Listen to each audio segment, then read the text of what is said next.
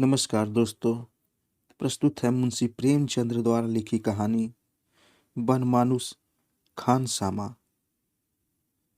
कुछ दिन हुए इलाहाबाद में एक सर्कस आया था। उसमें और तो बहुत से जानवर थे, मगर एक बनमानुस बहुत होशियार था। उसे लोग डिक के नाम से पुकारा करते थे। मालिक ने उसे ऐसा सिखाया था कि वह घर का सब काम कर लेता। हाँ, बोलने से लाचार था। उसके मालिक की स्त्री मर चुकी थी। सिर्फ एक छोटा सा बच्चा था। जब मालिक कहीं चला जाता तो डिक उसकी बच्चे की रखवाली करता था। मालिक के नौकरों में 3 आदमी बड़े शैतान और कामचोर थे।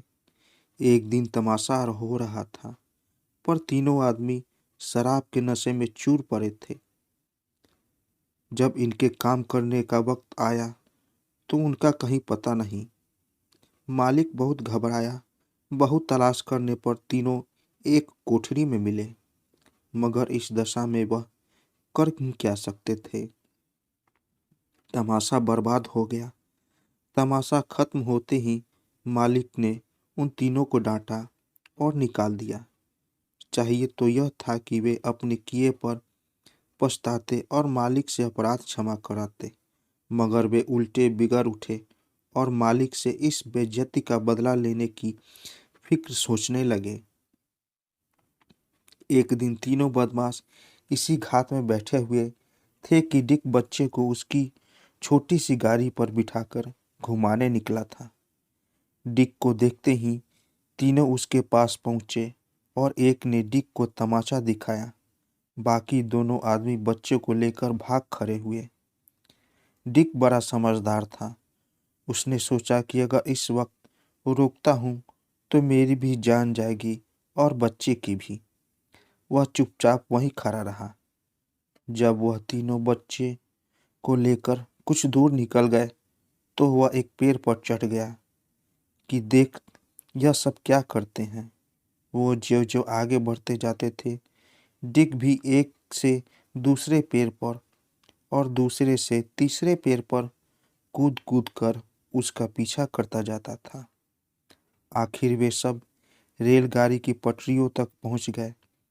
वहां वे बच्चे को रेलगाड़ी की पटरियों के बीच वाली लकड़ी पर लिटाकर दूर से तमाशा देखने के लिए खड़े हो गए। बच्चे के हाथ पांव बंधे थे, इसलिए वह हिल भी न सकता था। डिक भी चुपके से उतरा और एक झाड़ी की आड़ में छिप गया। अरे अरे, यह तो गजब हुआ। वह दूर से गाड़ी चली आ रही है। बच्चे की जान अब कैसे बचेगी? अब क्या उपाय है? अगर डिक बच्चे के पास जाता है तो शायद ये तीनों शैतान देख ले और तमंचे से मार डाले। ज्यादा सोचने का मौका न था। थोड़ी ही दूर पर पॉइंट सिग्नल था। उसके सिवा कोई दूसरा उपाय न था। डिक को सिग्नल की क्रिया मालूम थी। उसने पहले कई बार आदमियों को गाड़ी को एक पटरी से दूसरी पटरी पर लाते देखा था। गाड़ी बच्चे से बहुत करीब आ गई थी। मुसाफिरों ने देखा कि एक बच्चा पटरी पर पड़ा हुआ है। ड्राइवर की निगाह भी बच्चे पर पड़ी। वह ब्रेक को कसने लगा, लेकिन गाड़ी का एकदम रुकना मुश्किल था। वह रुकते रुकते भी बच्चे के सिर पर आ जाएगी। ठीक उसी वक्त डिक ने पॉइंट सिग्नल को खींचा। गाड़ी दूसरी लाइन पर चली गई।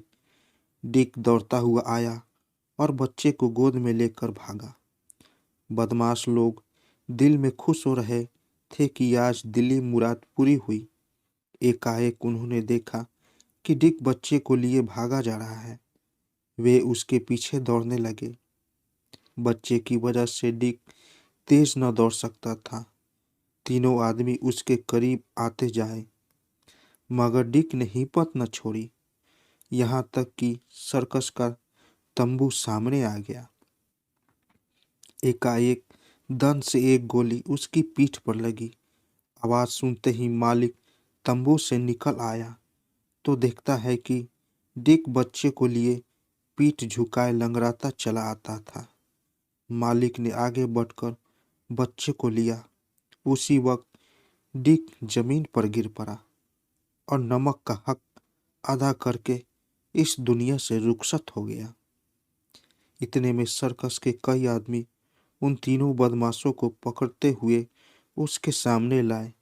उन तीनों को देखकर वह सब कुछ समझ गया और डिक की छाती पर लौटकर बालक की तरह रोने लगा। तो दोस्तों, कैसी लगी कहानी? अगर कहानी अच्छी लगी हो तो मेरे चैनल को ज़रूर सब्सक्राइब करें और साथ साथ बेल आइकन को भी ज़रूर दबाएं ताकि मेरी कहानी सबसे पहले आप तक पहुंचे। तो दोस्तों, मिलते हैं एक नई कहानी के साथ एक नए वीडियो में। तब तक के लिए नमस्कार।